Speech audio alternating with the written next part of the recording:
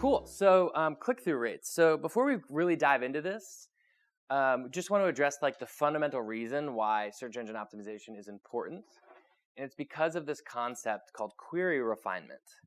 So if you think about how the web was before Google, Google was search engine, 11 or 13 or something like that. And kind of the pre-Google, like late 90s behavior of searching was a very, very bad experience, right? Search engines were bad. They were not good.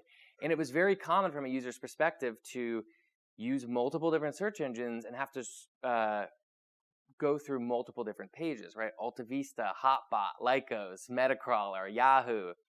Go to page 2, go to page 3, go to page 4, and just continually not find what you're looking for, right?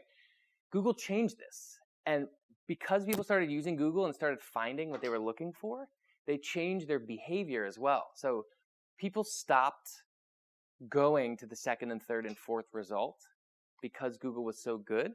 And they started doing what's called query refinement, which is if you do a search and you don't find what you're looking for, you're much more likely to redo your search than you are to go to page 2 or page 3 or page 4, right? You're essentially saying, oh, there's nothing there. I'm going to redo my search, right? I'm either going to add words or remove words or change words. And we see that here. There's a lot of click-through rate studies that are out there. They're never going to be official. Google's never going to tell you exactly what a #1 ranking is worth. The first click-through rate study came out in 2006. AOL accidentally did a data leak, and all of this like click-through rate data came out, and someone pieced together the first click-through rate chart. They essentially appended a value to a #1 ranking, and a #2 ranking, and a #3 ranking. Nowadays, it's not data leaks. It's usually agencies that have a large number of clients, and they like track click-through rates over a bunch of different industries, and then they release them as white papers if you give them your email address or something like that. But there's a lot of different ones. They all have different data, but the trend, the rule of thumb, is that about 75% of clicks go to the top 5 results. And there's a disproportionate, it's like a power law distribution. There's a disproportionate amount of them going to #1, right? And so that's why search engine optimization is important, is that if you're not in the top 5, you're effectively invisible.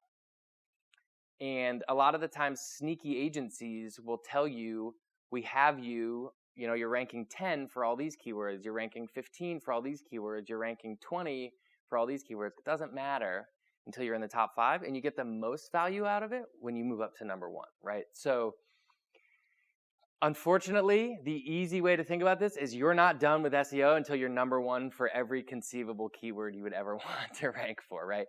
Which means that you're never done with SEO, right? So that's kind of why this is important. That's why we think about this, is that you get the most value out of all of this if you move to the top spot. So this is the click-through rate of organic search, which is roughly 70%. Yeah, good question. And again, this is a rule of thumb. It's not exact. Google would never give us this data. It's a guess, but every agency that seems to publish these things comes to the same conclusion. You know, some people say the first result is worth 35%, others say it's worth 25%.